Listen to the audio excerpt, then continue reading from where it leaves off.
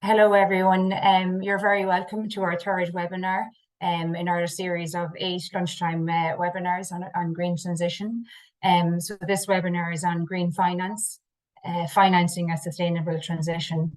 And our webinars are covering a range of activities and initiatives, from what does a climate action journey look like to the SME Climate Hub. And we've heard those two presentations or webinars in the last 2 weeks. Next week, we'll be looking at, how do organizations become a B Corp and what that entails. And we'll also have webinars then on sustainability and ESG reporting, green skills and circular economy. So look, I think there's something there for everyone. So sustainability is one of Enterprise Ireland's strategic pillars in terms of supporting clients with green economic opportunities and also to improve business environmental performance, including decarbonisation, reducing emissions, developing carbon reduction roadmaps, but not only in terms of reducing emissions, reducing other environmental impacts, reducing waste, water stewardship, sustainable packaging, sustainable logistics, developing a biodiversity action plan. There's a range of initiatives that companies can look at in terms of reducing their environmental impacts. And there are supports there to help you on your journey, whether you're beginning and starting out in your climate sustainability journey, or whether you're already on that journey. We have a range of consultancy and training grant supports. We have supports for capital to make investments, and we've support then in terms of RD&I to develop more sustainable products, processes and services. So as well as being the right thing to do, I suppose, sustainability is important from a company's competitiveness point of view. And we see with increasing regulations and increasing expectations from all stakeholders, and not only customers, but investors, banks, employees, businesses need to have good green credentials. And this means not only looking at how your business is impacting climate and sustainability, but how sustainability is impacting your business, both in terms of risks and opportunities. And there are opportunities there for companies, and companies risk, being left behind if they don't transition. This includes both looking at your business, but also your supply chain. And for most businesses in most sectors, most of their impacts or emissions actually lie within the supply chain.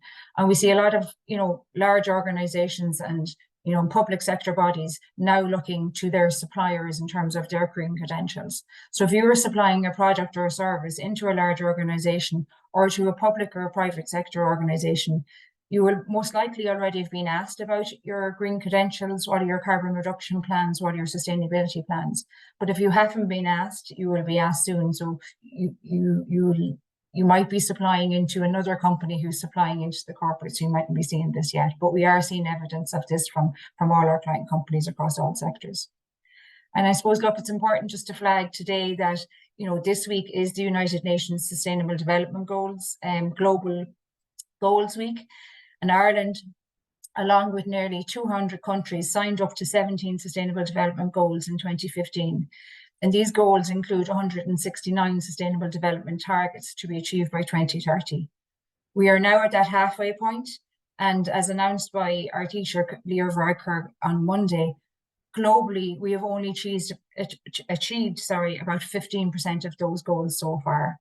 So we really need to make up for lost time and strive to meet the 2030 targets for sustainable development.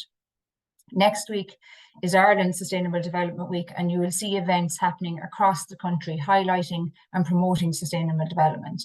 And the aim of the events is to create awareness, and they are also a call to action. So today, our webinar is on green finance, and we have Susie Crawford, Head of Sustainability Business Banking, Bank of Ireland, and we have Sean Farrell, Head of Products Research and Marketing with the SBCI. So first of all, we're going to hear from Susan, who will share Bank of Ireland's experience of sustainable finance and how embracing ESG is critical. And then we'll hear from Sean, who will give an overview of two new schemes, one of which was launched yesterday. So the first scheme that Sean will explain and go through is the Growth and Sustainability Loan Scheme, and the second one is the Energy Efficiency Loan Scheme. So Susie, I'd welcome you to turn on your camera, and I'll stop sharing my slides here. Thanks very much. And just to say as well, I suppose, we will have time for Q&A at the end.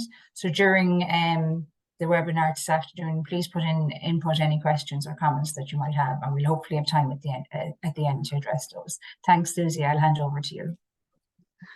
I'm Susie Crawford. Thank you for the intro, Kathleen. So I'd be the kind of the carer for sustainability in business banking. The role is relatively new, like a lot of sustainability roles, and it's around trying to drive change with our customers. To give some kind of a context to that, we have in business banking everyone from micro enterprises, startups, SMEs, right up to mid-sized corporates.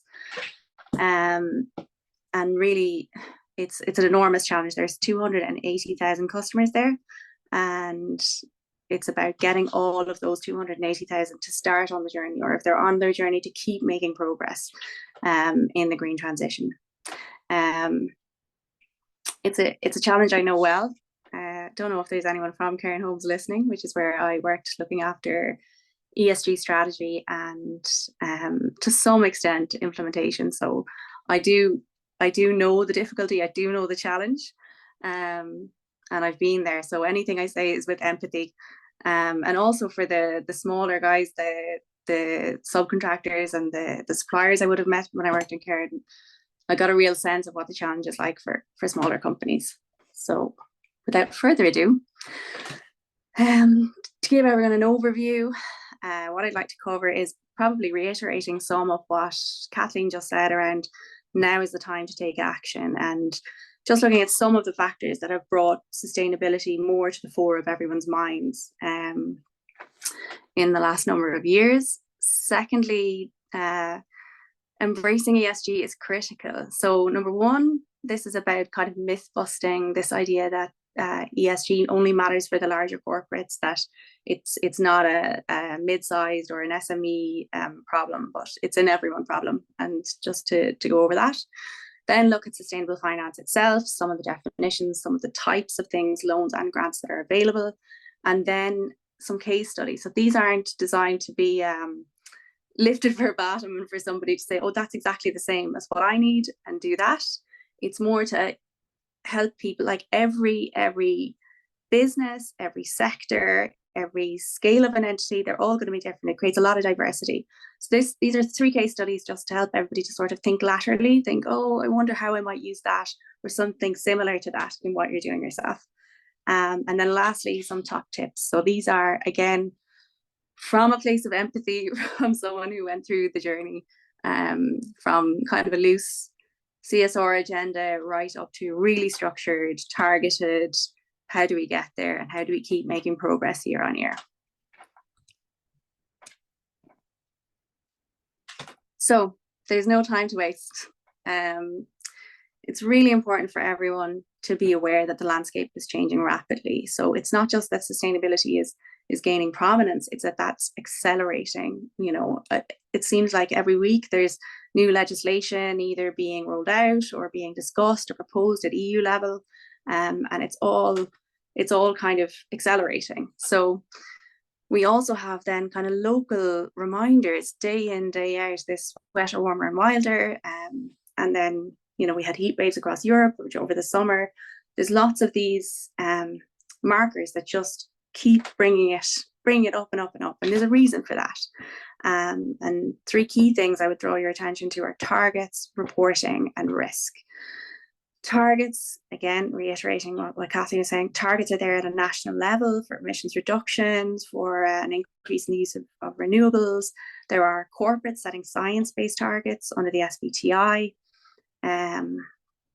It's something we'll all have to grapple with, and everyone, every entity, every business will be required to play a part in that.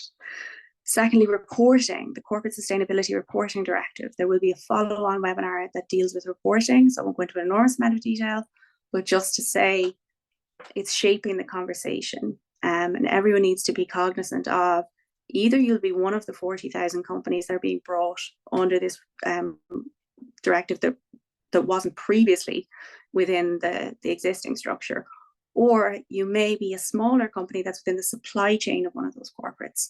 And those corporates will not be able to report accurately without engaging with their supply chain. So you really need to know and start talking to either your supplier or your customer in that situation, and figuring out what's needed and how those two kind of needs can work together. Lastly, risk. So I guess why this matters to the banking sector, in case anyone's wondering, regulators and investors have been driving this because ultimately there are risks that can have material financial impacts on banks, through material financial impacts on our customers. And this is causing a need to really step up investment in sustainable activities and assets. So banking in that context has a duty, no more than EI, to guide and support our customers through this, as well as to incentivize change through sustainable finance itself. If we think of all of that background, the impacts will be seen across every sector, every scale. And if you are a business owner, or you're in a strategic position, or whatever you may be doing, think about how will this affect what I design, the product I design? How will it affect what I produce, how I transport what I produce, how I sell, how I deliver my services? Think about how your customers are changing. So for example, will sustainability be part, or is it already part of scoring in a tender process? Will it get to a point relatively quickly where there are pre-qualification criteria linked to sustainability? You want to be ready for that. So I put in bold, there are risks for companies that don't respond and adapt. The writing's on the wall now. We need to get ready. We need to start making a plan and making progress towards that. If you can take the leap of faith, if you can start doing what you need to do, that's obviously the two sides of the same coin, an opportunity. It's an opportunity for growth. It's an opportunity to think differently and innovate, and for employment. And the flip side is the risk. So embracing ESG is critical. Firstly, the myth busting, right? So to look at, if you're an SME, you will be required to provide this information if you're not already. Reach out to customers. This idea that it's a big corporate, big money problem is removed from the reality that 50 to 70% of business emissions come from SMEs. So that's on the one hand. On the other side, we know that SMEs are the backbone of the economy, that they perform this enormously valuable societal and economic role. And so there's a responsibility there, as well as, I guess, a customer demand from both a B2B and a B2C perspective. Those demands are changing, and what customers are looking for is changing, including increasing reporting requirements under the CSRD. And it's just to hammer home the point, falling behind on ESG means you risk losing valuable opportunities. Okay. So to the crux of the matter, sustainable finance. Firstly, a definition there, that's the definition from the European Commission. They actually have a number of them, but this is one of them. The idea is that it's the process of taking into account environmental, social, and governance, ESG factors, when making decisions, and thereby funneling increasing funding into sustainable activities and assets. The examples are environmental. I'm sure everyone is familiar with the environmental ones. People tend to think of ESG as E, or sustainability as environmental. Climate change, biodiversity, pollution prevention, circular economy, the end of use of, if you're selling a product, is a really important thing to think about, as well as waste during the production and the use phase. Socially, there's quite a long list there. To my mind, it's kind of a kernel with that grows in rings. Starting at the very heart of it is your direct employees. Going beyond that a little bit is the indirect employees within your supply chain. Beyond that, it's your customers and the communities that you interact with, the communities who are affected by production or use of, or the general operation of your business, production or use of your product or your service. And then governance is a really interesting one, because I think we've all been used to kind of monitoring and control of financial accounts and results. What we need now is a focus on the monitoring and control of environmental and social elements. And particularly new is the monitoring and control of the financial impacts from and risks of environmental and social aspects. So the governance one is really interesting, because typically, like I said, most people think some have run to EMS, and then governance, it's more about thinking differently to how we have thought since, I don't know when the accounting standards were brought in, sometime in the 60s or 70s, I think. So it's really thinking differently about that. Lastly, just to draw the distinction between green finance and transition finance. You can have green finance for something that's already environmentally friendly, that's doing the job of reducing carbon emissions. Transition finance is about allowing businesses to move to a more environmentally friendly performance over time. So for funding these sustainable investments, there's a couple of different things that I wanted to talk about. For larger entities, we have what are known as sustainability linked loans, available across all sorts of lenders. The idea is that you would have your typical lending, but in addition to that, there would be, say, 5 metrics or targets, 4 or 5. These metrics and targets would be linked to environmental, social, and governance factors. So they would be things like relating to carbon emissions reductions, relating to biodiversity action plans, relating to employee rights and wellness, and improving the world for your direct and indirect employees. So with those metrics in mind, they need to be stretchy. Those metrics must not be for something you've already achieved. The target must not be something that you would achieve as part of business as usual. So you put these in place, and by achieving them, the rate that you pay for your funds will be lower. And that's how sustainability linked loans work. Secondly, you have green loans, which are very widely available. So these would be loans which are at a discounted rate relative to your typical loan. And they would be for things like renewables, or very simple things, maybe like switching to LED lighting or changing the type of refrigeration, or all sorts of initiatives that you might take to reduce your carbon footprint effectively. And then just to call out that my co-presenter Sean will be coming up shortly to talk about a brand new SBCI green loan, which is done in partnership with Bank of Ireland. So I'll not say any more than that, and let Sean talk about all of the detail in that. Another thing to call out is grant funding, right? There's an enormous amount of grant funding available in Ireland. What can be tricky is actually how many different types of grants there are. There's a really nice listing on the Department of Enterprise website that will go through all the different types that are available. And just to give a flavour of some of them, so Enterprise Ireland, our hosts, have the Green Transition Fund.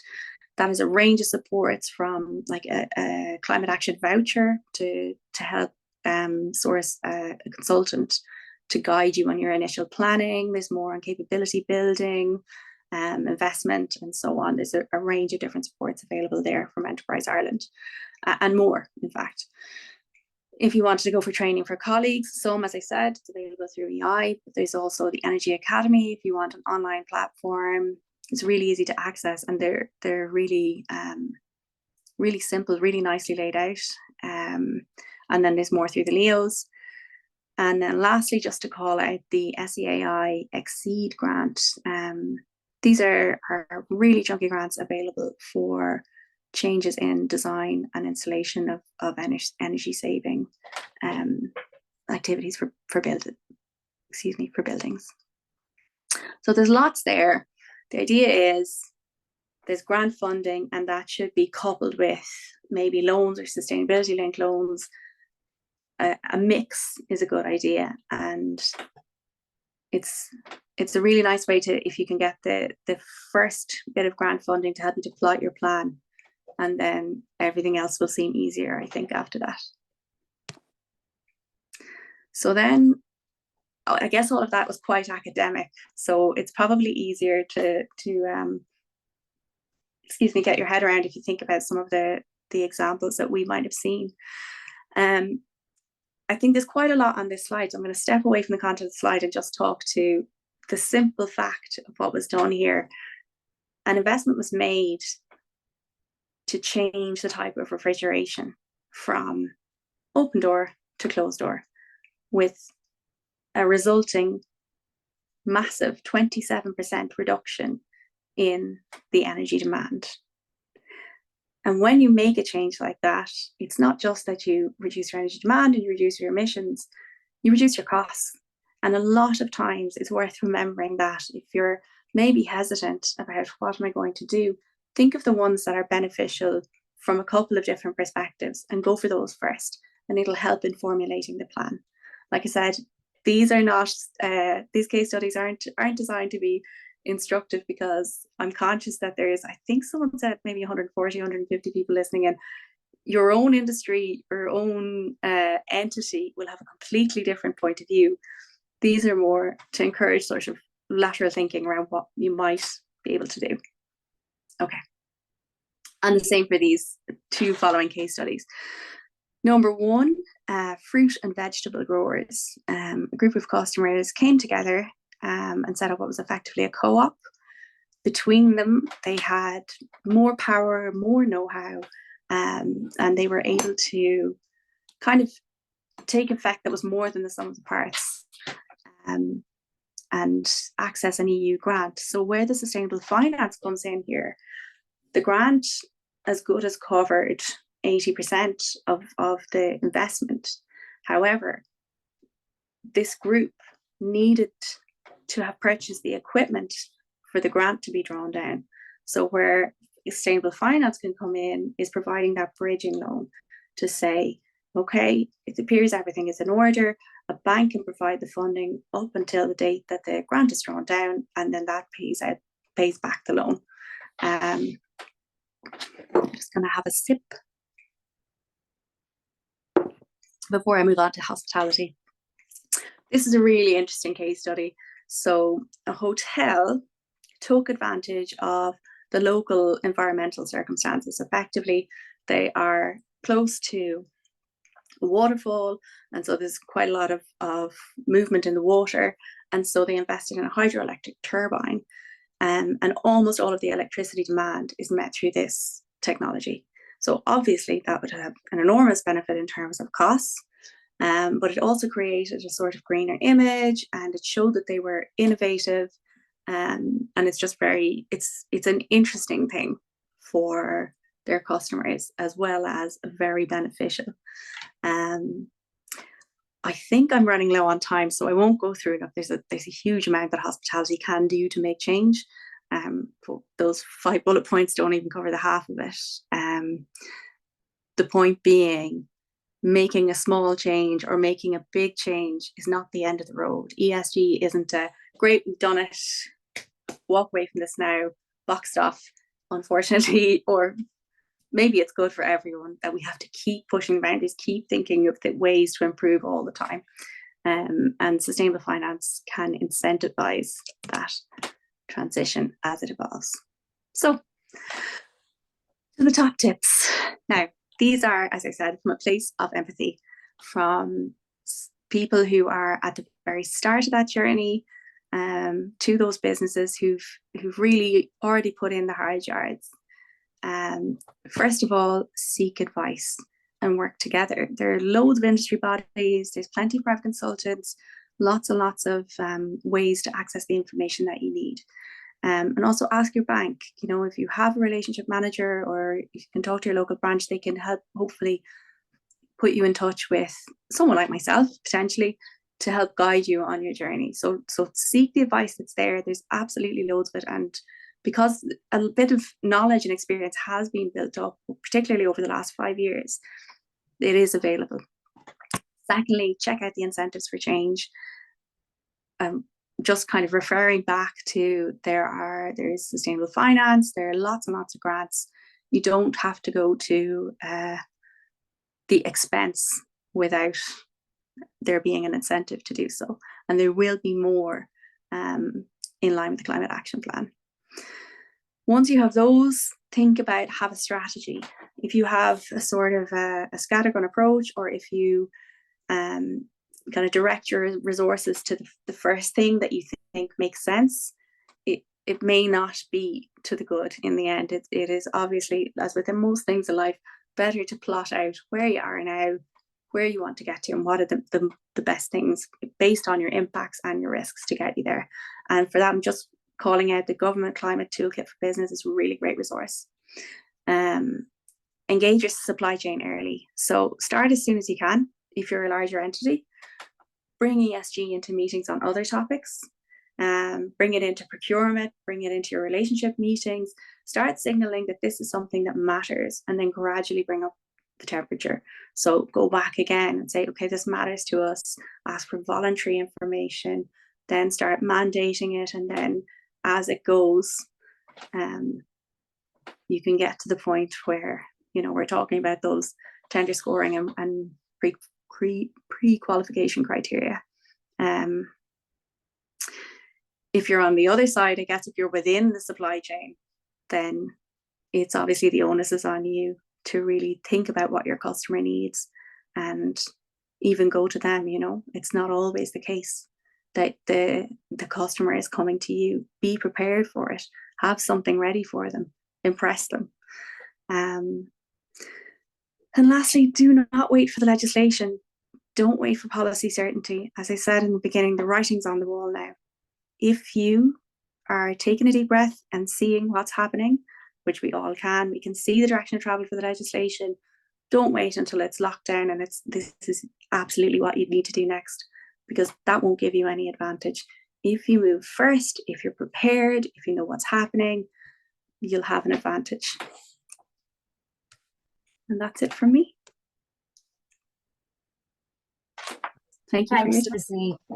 Thanks, Susie. Look, that was great. I think you gave a really great overview there, and just even in terms of how ESG is important to all companies, all sizes. That it's not all about kind of large companies. This is something that all companies need to be looking at from an environmental, from a social, and from a governance perspective. And the examples that you gave there, and just explaining then the difference between sustainable and or green finance and transition finance, and what, you know, that actually means, and how companies will potentially then get a lower interest rate. And the examples I think you gave are really interesting as well. And look, we all need to kind of start thinking, you know, out of the box, just in terms of, you know, working with other stakeholders, with other collaborators, with other agencies, departments. You know, we're very lucky in Ireland in terms of we have technology centres and clusters. There's a lot of EU funding available to companies. So I suppose, look, this webinar series is trying to bring some of that to the forefront, because it can be hard for companies to know where to reach out to. And you mentioned the Climate Toolkit for Business, and that's a really good initiative. It's a government initiative that companies can just Google Climate Toolkit for Business, and they can calculate an estimate of their carbon footprint. But not only that, the toolkit will show them where there's funding available, whether it be from Enterprise Ireland, whether it be from SAI or other agencies, and it gives them just an initial action plan. So it's a very good starting point for companies.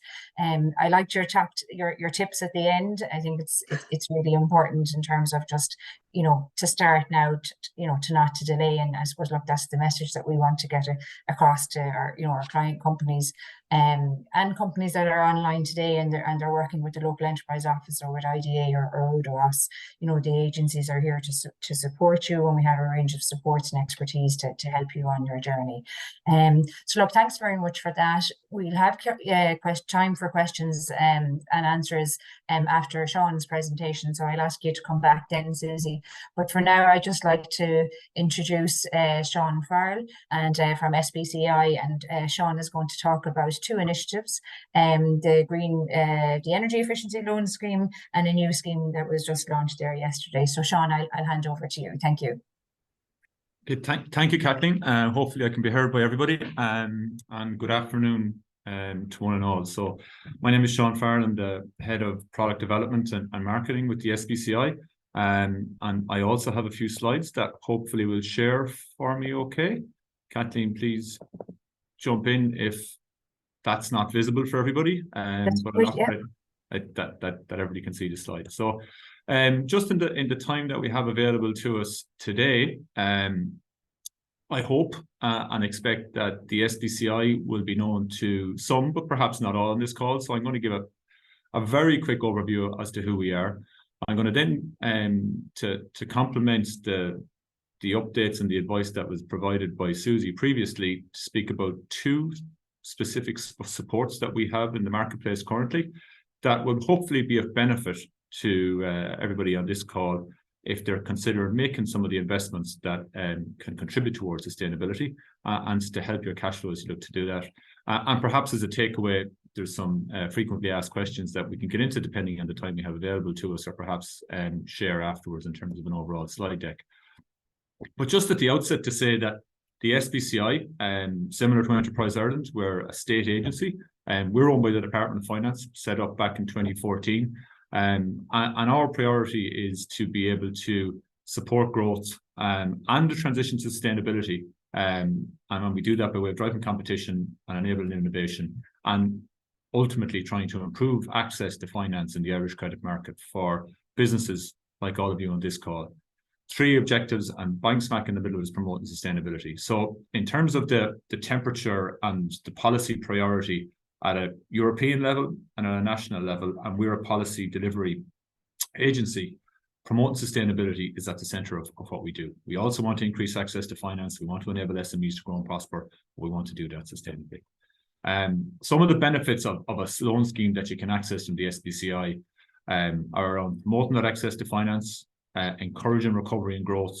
And we saw throughout the pandemic and the crisis that the extent of SBCI funding increased, which speaks to a counter-cyclical role which we have, so that when the market perhaps steps back a bit, we step in. We're also focused on trying to drive competition, have a more diverse finance market, to extend horizons, which I know is important to many of the people viewing this webinar, which is to align repayments with a suitable cash flow. So we're all about trying to extend loan terms where appropriate. That fosters the development of skills and innovation. It helps take advantage of environmental opportunities. And I think that's important in this conversation as well, that becoming sustainable and making sustainable investments, while it is coming in terms of being an expectation, it's also an opportunity for many businesses. And there's ways and means in which you can invest sustainably and reduce your costs. And through an SBCI scheme, we look to increase the supply of finance that's available. I'm not going to spend a whole lot of time on this slide at all, other than to just say that we've been doing this since 2017 in terms of loan schemes, and they've evolved as various different policy priorities evolved, be it Brexit, investment, COVID, and most recently, before yesterday, the Ukraine Credit Guarantee Scheme. So we're in the business of providing guarantees to lenders like Bank of Ireland, who we consider a really valuable partner. And in return for those guarantees, then we ask them to make funding available over particularly favourable terms to businesses like you, so that you can make investments that are aligned with government policy. And since we started out, we've issued and supported 3.6 billion of lending. 84% of that, you can see, is for investments. So we're trying, while we do support working capital where necessary, we're trying to foster the type of investments that are appropriate to implementing government policy across the range of sectors that you can see across the bottom of the slide. I'm going to talk about 2 schemes, the first of which is the Energy Efficiency Loan Scheme, and we've had that in the market for some time. It actually comes to an end at the end of this year. But the reason that we looked to develop that was, again, looking at government policy and consider what other types of finance were in the marketplace for businesses who wanted to invest in the types of solar panels or other energy efficiency technology that was in the marketplace. We considered that the loan terms that were available in certain circumstances, in a lot of circumstances, were too short. And there was a certain level of reluctance at lender level to support businesses who wanted to invest in technologies that, while they were established and proven, were still new and perhaps difference to existing technologies and infrastructure. And so we've used a guarantee to be able to encourage lenders, and again, Bank of Ireland is participating in this scheme as well, to provide loans up to 150,000 for terms over 10 years at a lower interest rate than would otherwise be available. And for anybody that's familiar with our schemes, you'll be keenly aware that we do prioritize affordable finance, and that the value of the guarantee which we provide gets reflected in the interest rate, and can be used over the various different types of loans. That's available until the end of this year. And if you have some of the technology that fits within this, there's still time between now and year end to be able to access this scheme. The application process is through the SBCI Digital Hub.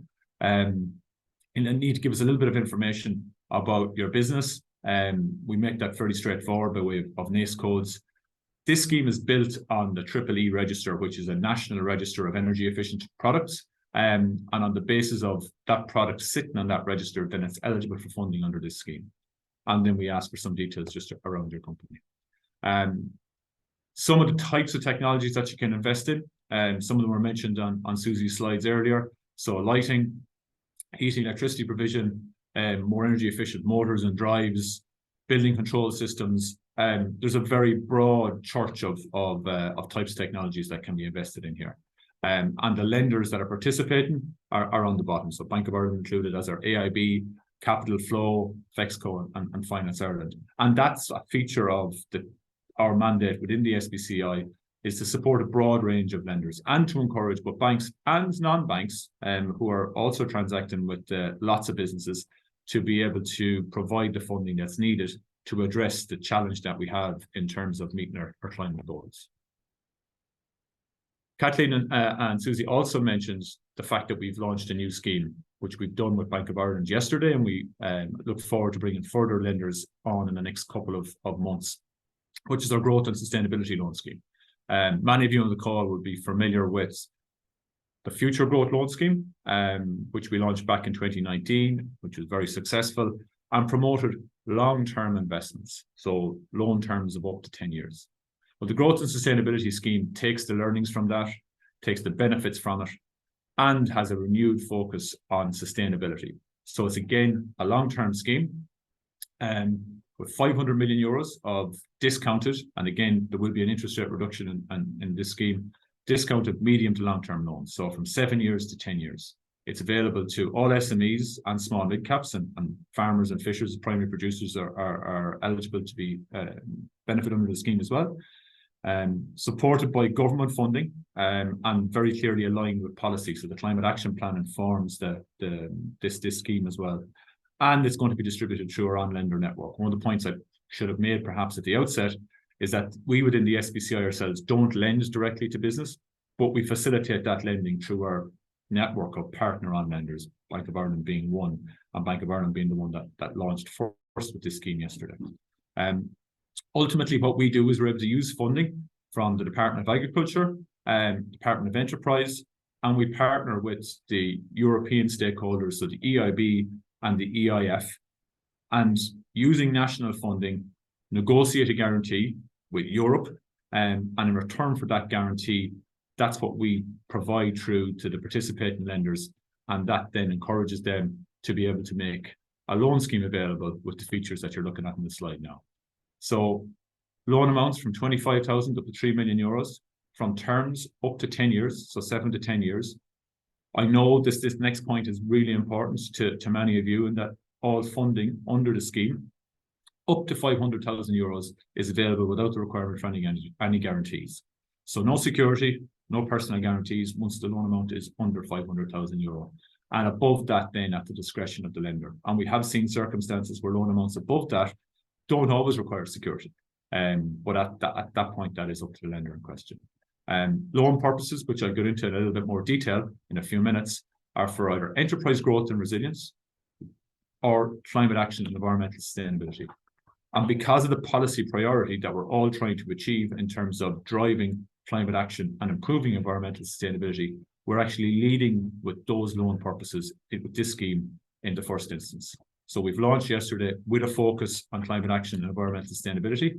And we expect to follow then in a couple of months, most likely, with more general loans for investment. But first off, because we want to make sure that a significant portion of this fund gets devoted to that environmental mandate, we're leading with those loans. There's a reduced interest rate, and for loans that focus on climate action and environmental sustainability, there's going to be an additional interest rate discount of minimum of 25 basis points or 0.25% on top of the already discounted lending that's going to be provided through the scheme. In terms of loan purpose, I'm not going to spend too long speaking to each individual loan purpose, but if you look around the slide, if you think of any investment that you want to make, probably with the exception of development or prospective land acquisition, pretty much everything else is likely to be eligible for funding if it's investment related for your business. Whether that's just general business expansion, a new product, investment in intangible assets, which we know for service-based companies is really important, upgrading your premises, whole host of suitable investment purposes in the agri sector, and then top of the left is climate action and environmental sustainability measures, many of which actually also fall into business expansion or changing in production processes. But there's a clear way of identifying what is eligible for climate action and what falls outside. So for us, and we've partnered with the EIB group for this guarantee, we want to see a minimum of 30% of this fund, and hopefully more, but a minimum of 30% of this fund devoted towards some of these clearly identifiable climate action goals or purposes. There's a couple of different ways businesses can qualify for that. In the first instance, if you're what we consider to be a green SME or green enterprise, and those are businesses that have 90% of your revenue in concentrated areas under a list of climate action related purposes. So that could be in the area of renewable energy, circular economy, recycling, and there's a list of the business activities that qualify as green for a green SME that we have available to you. If you have 90% of your turnover in any of those areas, then we ask you to certify that by way of a letter from your accountant. And then no matter what purpose you want to invest in, that's considered to be a green loan and will contribute to the green cohort of lending under this scheme. There's a similar type of process for farmers that I'm not going to go into on this call. And then there's an investment in green measures.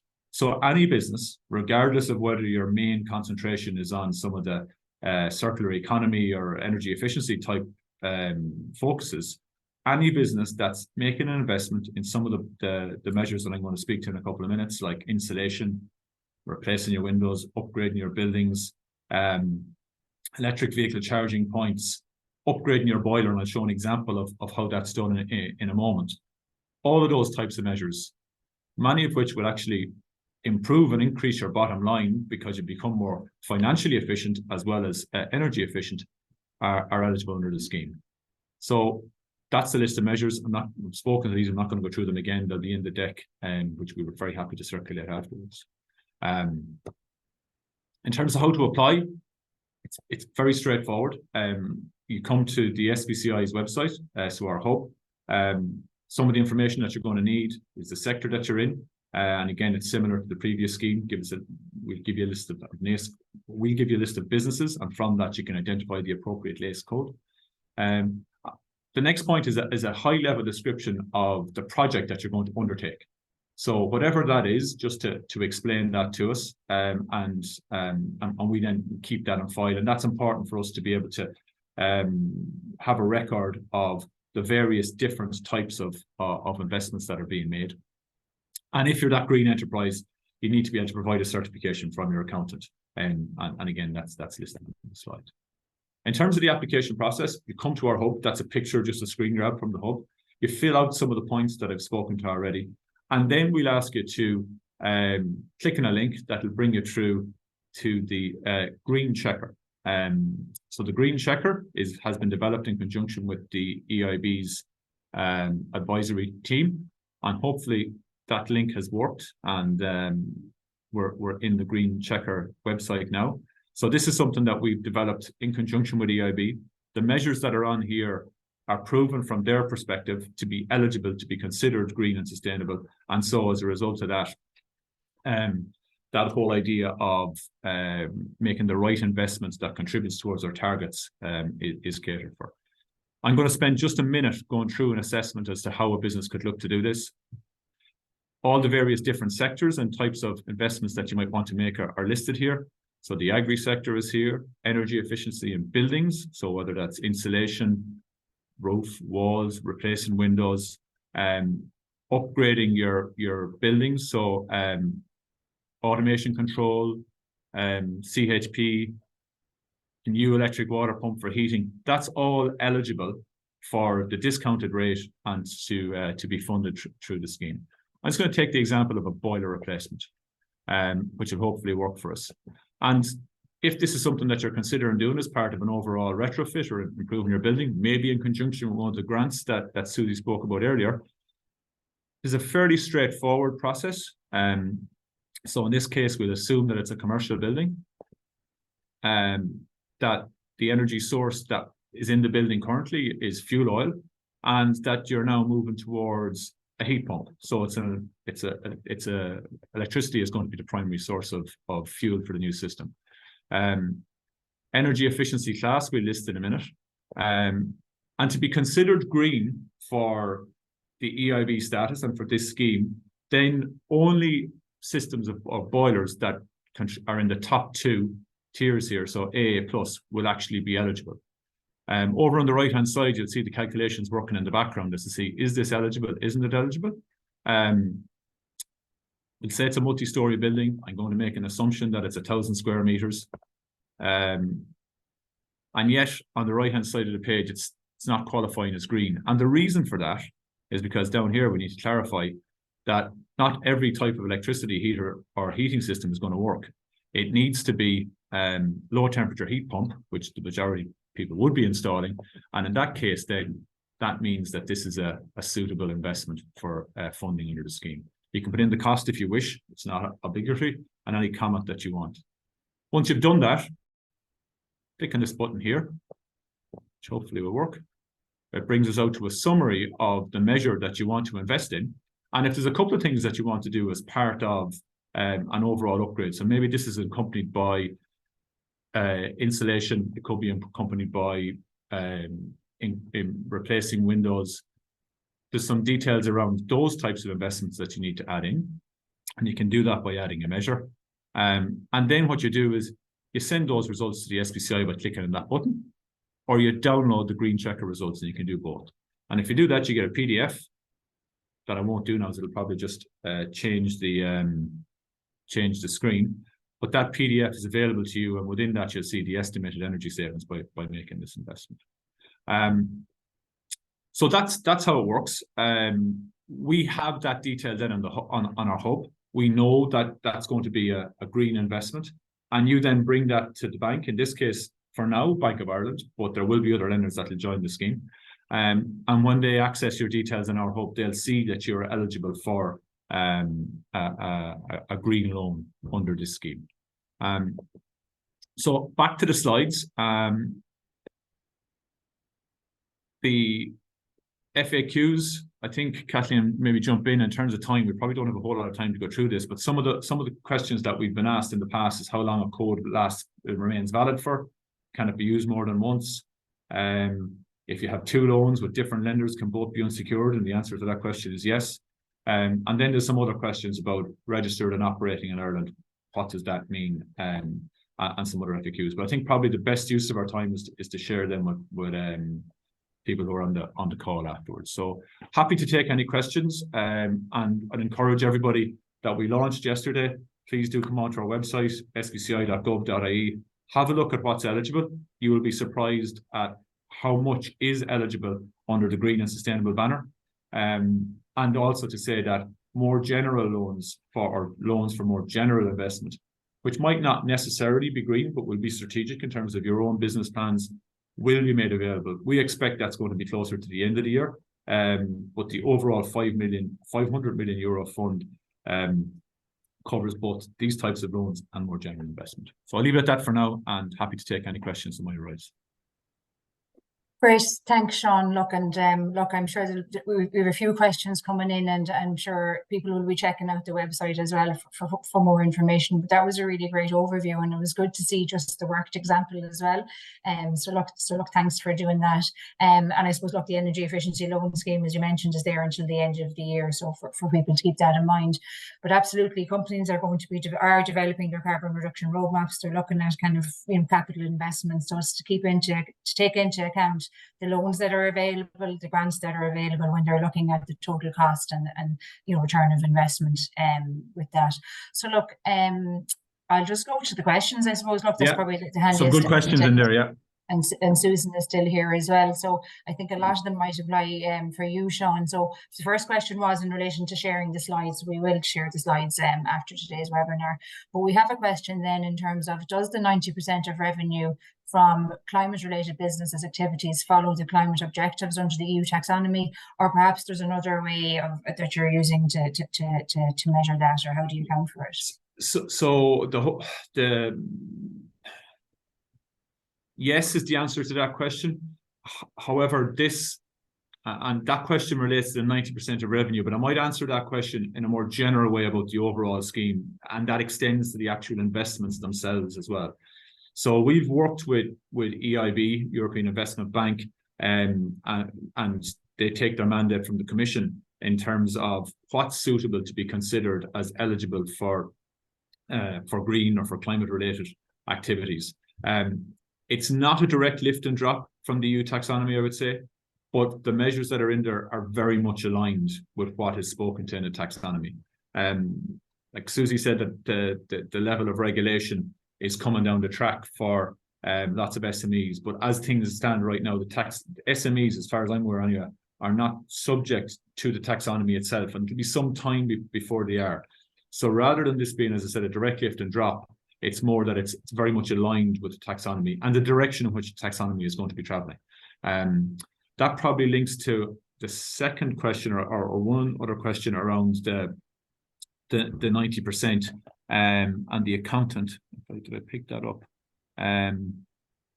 Yeah, what's the role of the accountant, as it was mentioned on a slide? So in terms of the green measures and that green checker and the classification that I walked through, the accountant doesn't have a role there. What happens there is the tool identifies whether or not the investment that you're planning to make qualifies as green. You're provided with a certification of that. And as long as you implement what you set out within that, then that's what gets you access to that green journey and green pathway. If, however, you are in the area of being a green SME, so that 90% of your revenues are aligned or are generated from the listing of eligible types of activities that we have and which we've agreed with EIB, then we ask you to get your accountant to certify that, because that's another way of accessing the scheme. In that context, regardless of what your loan purpose is, even if it isn't necessarily one of those that's set out on the green gateway that I went through, then that's also considered a green loan, because green SMEs by their very nature will be investing in assets that are considered to be suitable for inclusion in this portion of the portfolio. So I know there's a slight differentiation there. I hope I'm explaining that properly. And if anybody has any queries, please do give us a call. We have a team that are available to talk through these types of questions, because now that we have the scheme live, we have our team ready to do that. Brilliant. No, look, that's good to know as well, Sean. And I suppose just in terms then of companies that are eligible, does that include social enterprises, not-for-profits, community organisations? Yeah, it does. Any business that qualifies as an SME, and that's the European definition of an SME, then they certainly are eligible. I think it is important to say that while we provide a very significant guarantee to the lenders to facilitate this type of lending, they will continue to do their own credit analysis. Now, it means that in the majority of any loan under 500,000 euros, security doesn't form part of that, but they will continue to look at repayment capacity, repayment ability, and that applies to all enterprises, social enterprises and none. But that is something to bear in mind in terms of the application process. And I suppose, look, just to keep in mind, the local enterprise offices have an energy efficiency grant, and the requirement there is SMEs, but SMEs that I suppose have a turnover, so there does have to be a commercial element, but that mightn't necessarily apply here. So we will share the recording and the slides after the event. And so we just have a question then. I suppose you did reference that it was launched yesterday with Bank of Ireland. And do you know of the time frame for other lenders, or is it just kind of in the next few months you expect this to happen? I can't say for sure. And look, we enter into a legal agreement with each lenders. That's why I can't say what other lenders or specifically when. I'm confident that we'll have other lenders joining this scheme between now and year end. So I was asked the question yesterday, and I said most likely not weeks, but certainly months, and not too many months, hopefully. That's great. And then just finally then our last question, and I suppose this was kind of companies that are supplying a service or a product in terms of green enterprise. So, and I was thinking of this myself in terms of perhaps consultants or, you know, energy services companies providing professional services. Do they kind of qualify, I suppose, as that green enterprise? Yeah, I'm consulting with my colleague Brian Colgan here. My initial reaction to that question is yes. I do believe they will qualify. Brian is of the same view. We will double check that is the case. My understanding is that it is, because their turnover is derived from purposes which are eligible. And if that's not the case, Kathleen, we'll come back to you and you might share that with the attendees. But the answer for now is that yes, they are eligible.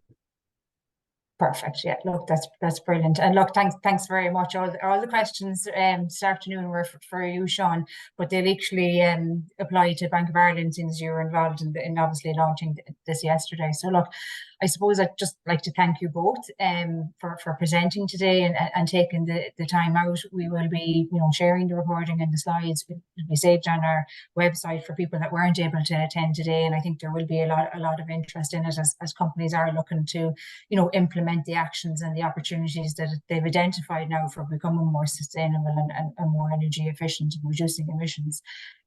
So before we wrap up, and I'm conscious that it's 2 o'clock now, I'm just going to share my screen here, and I'm just going to, let's see here now, just show quickly the into presentation mode. I'm just going to quickly show, look, the webinars that we have coming up.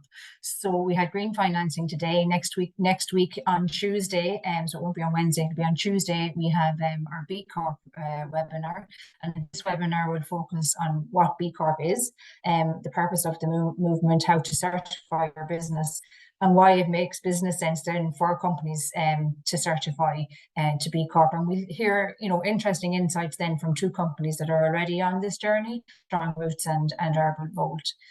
So we have other webinars coming up in relation to sustainability and reporting and ESG, the whole changing policy, regulatory and business focus on net zero emissions, on green skills, and then finally on the circular economy. So we'll share the link to register for those. In terms of what does a green transition pathway look like, and I've shared this on previous slides, so I won't dwell on it too much, but for companies that are starting out in their journey, a good first place to start is that climate toolkit for business we referenced earlier on. If you're an SME with an energy spend greater than €10,000 per annum, SAI do have a €2,000 voucher for companies to do an energy audit. And they also have, as mentioned earlier on by Susie, an online free energy training academy and guides to energy efficiency and management. Enterprise Ireland and the other state agencies, whether it be, you know, the local enterprise offices, UDROS and IDA, have a range of training and consultancy supports to help companies, you know, plan and implement you know, sustainability and environmental improvements. And these are about building the capabilities internally within your company to align to best practice, whether that be around environmental or energy management, your carbon footprint, life cycle assessment, water stewardship. We have a directory of green service providers with a range of expertise. So there's expertise that you can get in to help you build your internal capabilities within your company. And that can be from developing a biodiversity action plan to actually understanding how to calculate the life cycle, you know, impacts of your product or your service. There are a range of supports then, and as we've heard today, green loans for actually making investments, whether that be in metering or in capital investment for decarbonisation processes, from Enterprise Ireland, from the other agencies, and also SAI in relation to their community scheme, Exceed scheme, their solar grant, which was increased recently to 162,000, grants for electric vehicles. So look to see, what supports are there to help you on your journey. But to truly transform, it will require, substantial, I suppose, RD&I, where companies are looking to develop more sustainable product services or business models. And this will take collaboration with other stakeholders in your supply chain, within your same sector, within other sectors. There's a lot of different clusters and technology centres. So look to see which ones would be relevant to you. There's a lot of European funding as well, and come speak to Enterprise Ireland to find out more about what European funding is available to really help you then transform and to make that sustainable product or service. So look, I'd just like to thank everyone for attending today. For more information on the Green Transition Supports, go to our Global Ambition page, Green Transition Fund. You can contact your development advisor or email green@enterprise-ireland.com for more information. So thank you.